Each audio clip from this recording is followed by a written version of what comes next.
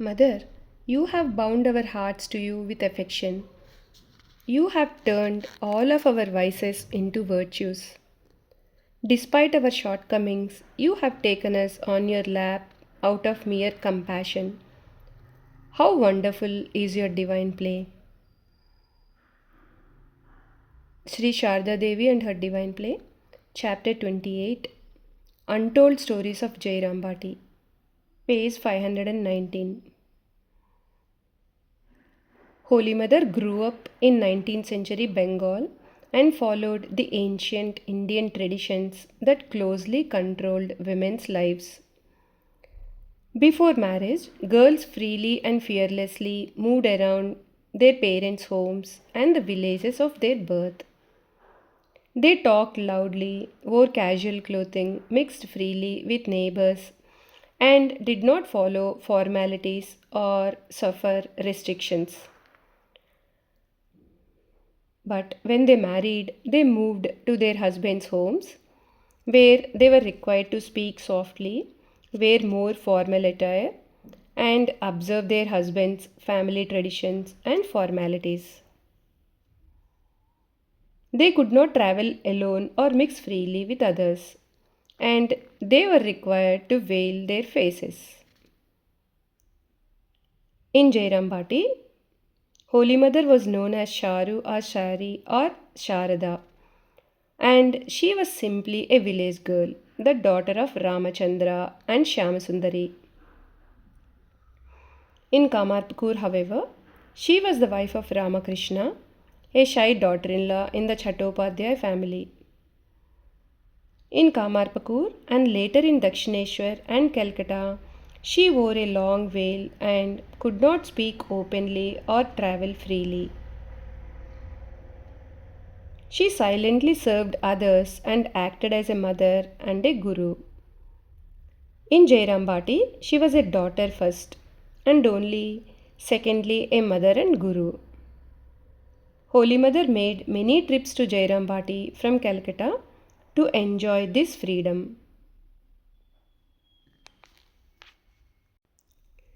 It is said in the scriptures, Nistraya Gunye Pati Vicharitam Kovidi Ko Nishedaha.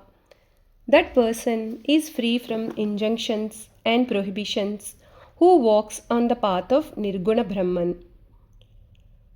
It is difficult for a free soul to follow the minute details of social customs and rules. Holy Mother always felt a natural attraction towards her humble thatched hut in Jairambati with its mud walls and floor. There was no running water, modern toilets, or paved roads in her village, but its air was clean and it was surrounded by trees and meadows. It seems that the mother sometimes got bored and tired of living confined within the four walls of Udbodhan House in Calcutta. One of the main causes of her rheumatism was lack of physical movement, which started in Dakshineshwar, where she lived like a caged bird.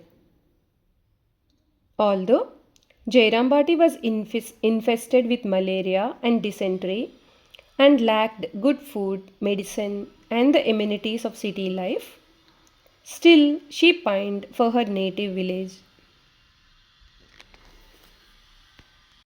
Once, the mother told Swami Arupananda, "You see, here in Calcutta, I always move carefully and speak cautiously because people get offended easily. I would rather live happily in Jairambati than in Calcutta. In Jairambati, I can say what is on my mind without reservation, and others reciprocate in the same way. Neither do they mind anything, nor do I. There is no misunderstanding. But the people of Calcutta get hurt if words are used a little improperly." Ashutosh Mitra recorded an interesting incident. During the worship in Udbodhan, we heard the mother speaking to the master. "I understand that you like the sandesh and rasagullas of Calcutta, and don't care for the plain food and the water from the big pond of Jayarambati. We knew that the mother was preparing to visit Jayarambati and her resolve would not be altered by anyone's request. It is said that the master once told her, "This Jayarambati will ruin your life." And actually, the master's words came true when, towards the end, she contracted Kala Azar there. Holy Mother loved to be independent and self reliant. She could not bear to be a burden to others.